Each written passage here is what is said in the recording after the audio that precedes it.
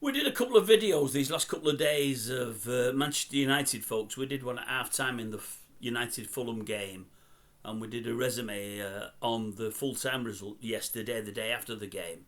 Just like to ask, did anybody see the opening goal for, was it Marseille? I think it's Marseille he's gone to, from Mason Greenwood at the weekend.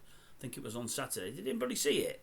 It might be Friday night. It doesn't matter when. If you've not, go and have a look. If you're a United fan or a football fan, go and have a look at it. I know many of you might not like him. He might be on your naughty step. As I say, I've reserved judgment, and I wish they hadn't got rid of him, but they was always going to, and they have. Anyway, for those that don't know, he scored 2 goals in his debut for them over the weekend in a proper league game. I think they won 5-1. One of his goals was a penalty. I believe he could have took a second penalty in the second half, but decided to give it to a teammate, another newcomer in the team. Maybe he's maturing, you never know. Most people would have took it and got the hat-trick. He was happy with 2. But what I'd like to mention, as I say, is that first goal. If you've not seen it, have a look. Unbelievable. On the back of a game where we beat Fulham 1-0 and had chance after chance after chance, where I would suggest, I think, Bruno had 2 crackerjack chances. Mount had 1 absolute crackerjack. Garnacho had 1, well, I don't know what I can say about Garnacho's miss. And then did Rashford have 1 cracking chance and overran it? I think he did. I may be wrong, although I know he never had a shot at all in the end. I think he got closed down. We had about 5 or 6 cracking chances and 5 or 6 decent chances. Well, all I'll say is this. The first goal that Greenwood scored for Marseille over the weekend was probably as hard as any chance that we had all weekend.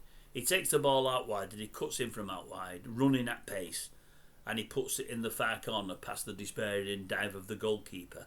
Never had much goal to work with. Fantastic finish. I'm thinking what I've been saying all the way through. Can we afford to miss his finishing? Can we afford to let anyone else have it on us battling as we are at the moment for a centre forward? Just sensational. And let's face it, he wasn't even playing through the middle. He was playing on the wing. He could have done that for United on the wing or through the middle. I would have loved to have seen him still down here, but honestly, I've seen the goal and I was gutted. Honestly.